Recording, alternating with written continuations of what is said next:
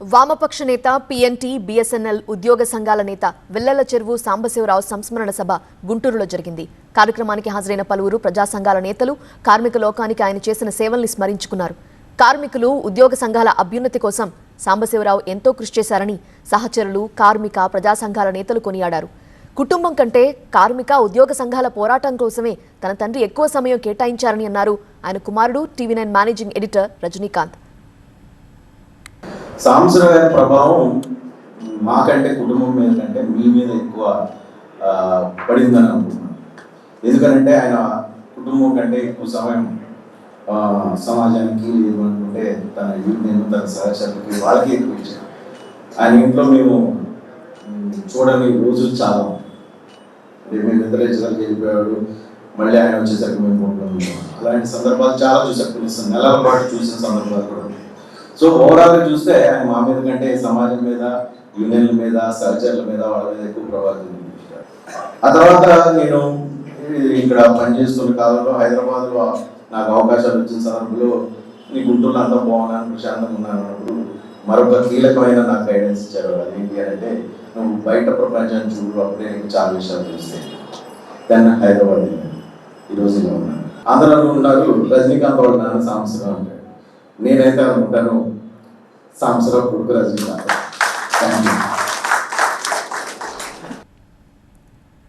కార్మిక హక్కుల పోరాటంలో 41 ఏళ్లుగా సాంబశివరావు శక్తియుక్తులను చూస్తూ ఎంతో నేర్చుకున్నానని చెప్పారు బీఎస్ఎన్ఎల్ ఉద్యోగుల all India assistant general secretary Sampath రావు.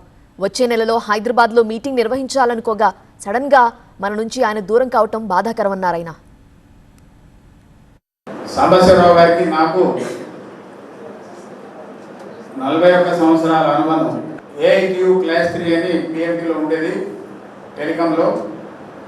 ఆ యూనియన్ మహాసభలు వరంగల్లో పెట్టినప్పుడు వరంగల్ ఆర్జీసీలో పివి నరసింహారావు గారు ప్రధాన వక్తగా, ముఖ్య అతిథిగా వచ్చినటువంటి ఆ సమావేశంలో సాంబశివరావు గారు వచ్చారు.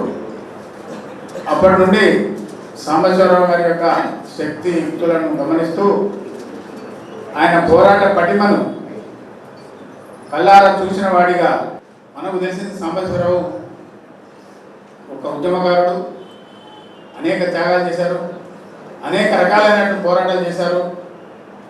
రజనీకాంత్ను కానీ ఈ విధంగా సమాజానికి అప్పచెప్పారు. ఎదుటి వ్యక్తులను ఇబ్బంది పెట్టకుండా సమాజ సేవకు ప్రతి ఒక్కరూ కృషి చేసేలా ప్రోత్సహించడంలో సాంబశివరావు దిట్ట అని కొనియాడారు పోస్టల్ రిటైర్డ్ ఎంప్లాయీస్ యూనియన్ నేత మోహన్ రావు. ప్రతి వ్యక్తి సమాజానికి ఉపయోగపడాలి, అదొక్కడే ఆయన ఉపయోగించాలి.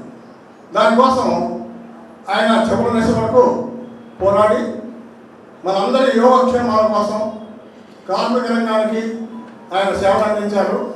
వారి సేవలను గుర్తించి మనం ఈరోజు ఆయన్ని మననం చేసుకోవడానికి ఇక్కడికి వచ్చాం. సాంబశివరావు మరణం తీరని లోటు అంటూ కన్నీళ్లు పెట్టుకున్నారు కార్మిక సంఘాల సీనియర్ నేత రత్తయ్య. తనకు రోల్ మోడల్ అని, లీడర్గా తీర్చడంలో ఆయన కృషిని మరువలేను అని చెప్తూ భావోద్వేగానికి గురయ్యారు. చెప్పాలంటే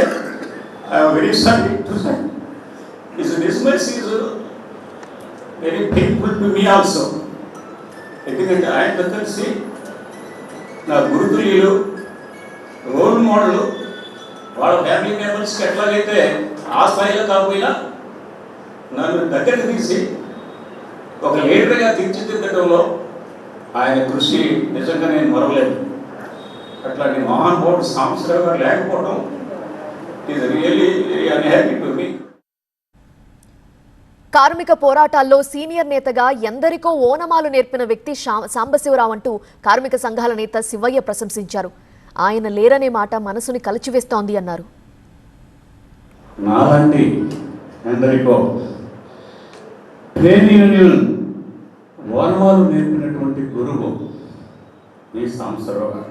మన విధి ఎడల, సమాజం పట్ల, ట్రేడ్ యూనియన్ పట్ల, చివరికి మన జీవితంలో మన కుటుంబం పట్ల ఏ విధంగా మనం ప్రవర్తించాలో ఆచరణలో చూపించినటువంటి గురుతుల్యులు ఆమె సాంబశివరావు గారు.